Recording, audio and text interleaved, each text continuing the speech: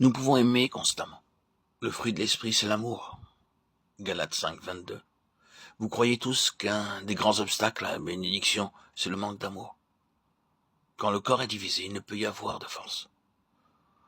En Hollande, au temps des grandes guerres religieuses, quand ce pays résista si noblement à l'Espagne, une de ses devises était « l'unité fait la force ».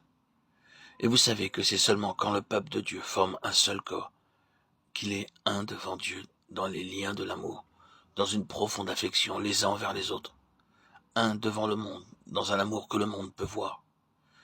C'est alors seulement qu'il pourra saisir la bénédiction qu'il a demandée à Dieu.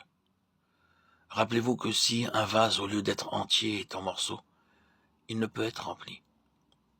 Vous pouvez mettre un peu d'eau dans un tesson qui est un débris de vase, mais si vous voulez que celui-ci soit plein, il faut qu'il soit entier. C'est littéralement vrai de l'Église de Jésus-Christ. Et s'il y a une chose pour laquelle nous devions encore prier, c'est bien celle-ci. Seigneur, fonds-nous ensemble en un seul corps, par la puissance du Saint-Esprit. Que le Saint-Esprit, qui, le jour de la Pentecôte, les fit tous un cœur et une âme, fasse en nous son travail béni. Gloire à Dieu. Nous pouvons nous aimer les uns les autres d'un amour divin, car le fruit de l'Esprit, c'est l'amour. Adonnez-vous à l'amour, le Saint-Esprit viendra, recevez l'Esprit, et il vous enseignera à aimer davantage. Et pourquoi le fruit de l'Esprit est-il amour? Parce que Dieu est amour. Et qu'est-ce que cela signifie? C'est la nature même de Dieu de prendre plaisir à se communiquer. Il n'a pas d'égoïsme. Dieu ne garde rien pour lui-même. La nature même de Dieu est de donner toujours. Vous voyez cela dans le soleil, la lune et les étoiles. Vous le voyez aussi dans chaque oiseau de l'air, dans chaque poisson de la mer. Dieu communique la vie à ses créatures.